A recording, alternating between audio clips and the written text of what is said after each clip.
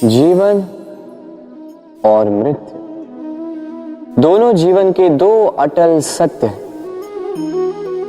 जिसने जन्म लिया है उसे मृत्यु प्राप्त होनी है, यही नियति। अब एक बात है, मृत्यु सभी को आती है, जीवन जीना सबको नहीं है। समस्त जीवन व्यतीत कर जाते हैं किंतु जीवन जी नहीं पाते, समझ ही नहीं पाते करना क्या है। जीवन जिए तो जिए कैसे? जीवन जियो तो उस दिए की भांति जो अपनी लौ से असंख्य दियों को प्रकाश देता है, जो बुझते बुझते भी अंधकार से लड़ता है। कदाचित इसीलिए जहां दिए को रखा जाता है उस स्थान को पूजा जाता है, उसे पवित्र माना जाता है। एक बात तो है, मृत्यु सभी को आनी है, चाहे मैं, चाहे आप, चाहे हर कोई एक न एक दिन संसार से जाने वाला है। किंतु आपने इस जीवन में किया क्या, ये महत्व रखता है। और जिसे जीवन जीना आ गया वो मृत्यु के पश्चात भी जीवन जीता है, वो अमर बन जाता है। कहा जाता है व्यक्ति को अपने चरण दृढ़ रखने चाहिए, कि जहां चरण होंगे उसी के अनुसार मार्ग होगा, उसी के अनुसार लक्ष्य भी होगा। किंतु क्या केवल इन चरणों पर ध्यान देना ही पर्याप्त है? नहीं, इससे कहीं अधिक महत्वपूर्ण होता है आचरण।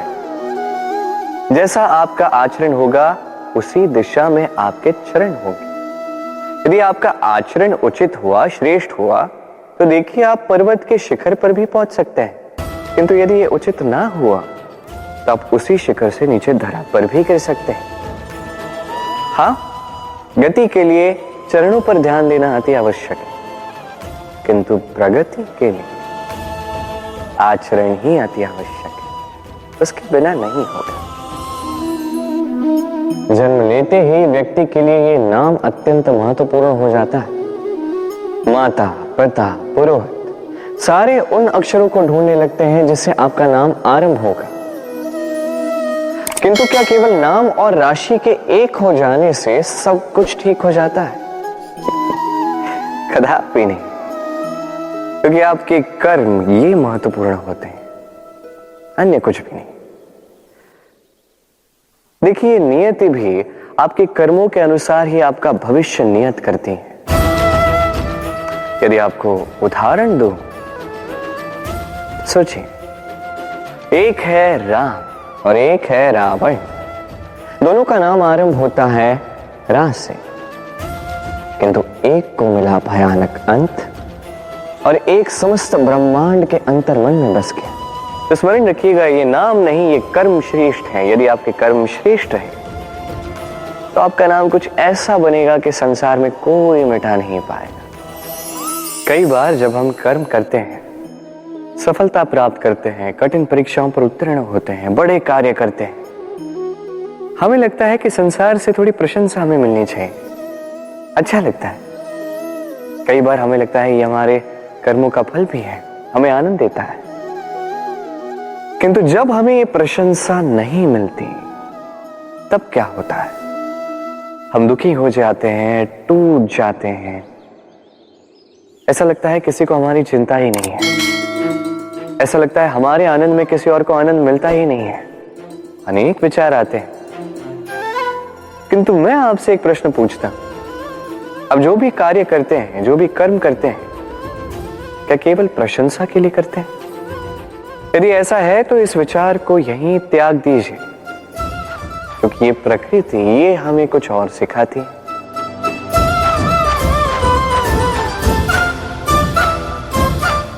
इस पुष्प को देख लीजिए, ये सुगंध जो पुष्प देता है, ये जैसे मेरे मन को उल्लासित कर देती है, जैसे मेरे मन में ऊर्जा सी भर देती है ये सुगंध। किंतु विशेष बात तो यह है कि पुष्प को यह कार्य करने के लिए किसी प्रशंसा की आवश्यकता नहीं है। यही है प्रकृति की सीख। जो सच्चा होता है, जो सत्कर्मी होता है, उसे प्रशंसा की आवश्यकता ही नहीं, क्योंकि उसके कर्म ही उसकी सुगंध होते हैं। देखिए, इत्र जो है वो नकली फूलों पर लगाया जाता है, सच्चे फूलों को इसकी आवश्यकता ही नहीं। इसी प्रकार आप भी कर्म करते जाइए एक शुभ भाव के साथ। इस मन को सदैव सदैव शांत रखिए, साफ रखिए। यदि ऐसा करोगे तो आपके कर्म इस प्रकार सुगंधित होंगे कि आपके जीवन में केवल और केवल आनंद ही होगा। तो इसी आनंद के साथ कहिए राधे राधे। कभी आपने सोचा है हमें जीवा के साथ साथ कान क्यों मिले? अब आप कहेंगे सरल सी बात है, ताकि हम बात करने के साथ ही सुनना भी सीख लें। अब इसका एक और तात्पर्य है। पहले मुझे बताइए, स्वयं की प्रशंसा सुनना किस किस को अच्छा लगता है? सभी को अच्छा लगता है। अब यही है सा, यदि इन कानों से आप स्वयं की प्रशंसा सुनना चाहते हैं तो सर्वप्रथम इस जीवा से दूसरों की प्रशंसा करना सीखें। अब प्रशंसा के विषय में एक अत्यंत महत्वपूर्ण बात आपको बता देता हूं। कभी किसी की प्रशंसा यदि आप करते हैं तो सर्वप्रथम उस व्यक्ति का उत्साह बढ़ जाता है। तत्पश्चात स्वयं यदि झांक कर देखें तो इस मन में भी संतोष और प्रसन्नता आ जाती है।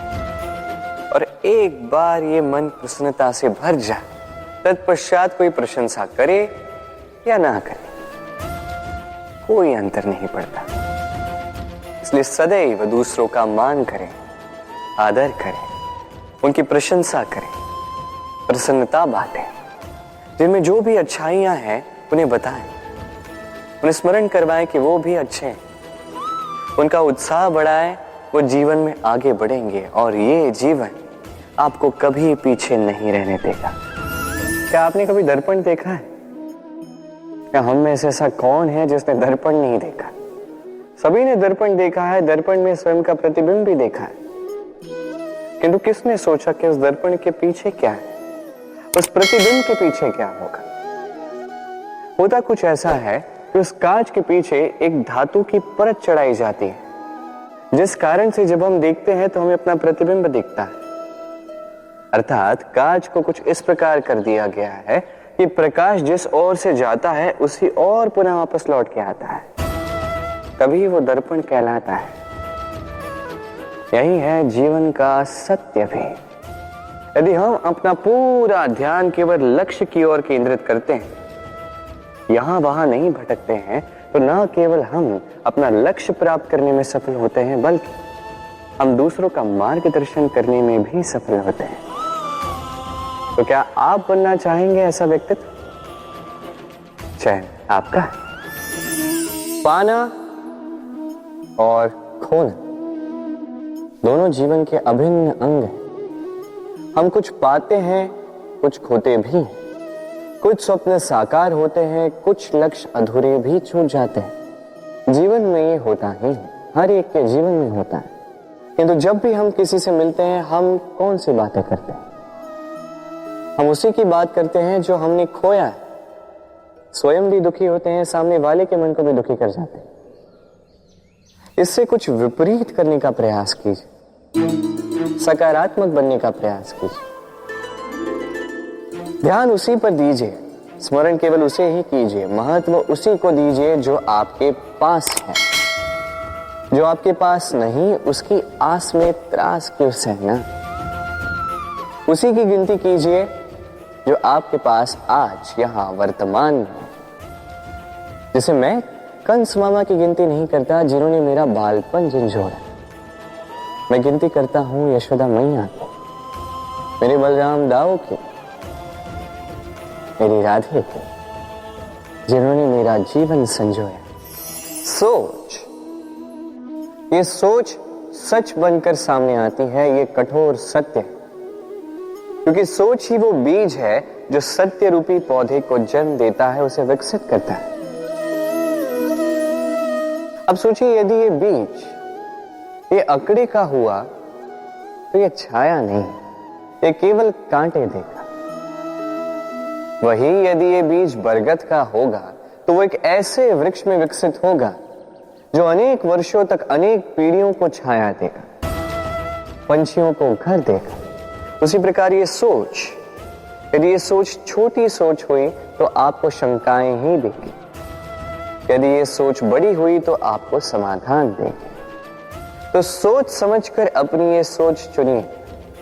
ये सोच आपको शंका भी दे सकती है, समाधान भी दे सकती है। क्या चुनेंगे आप, शंका या समाधान, छोटी सोच या बड़ी सोच? चयन आपका है।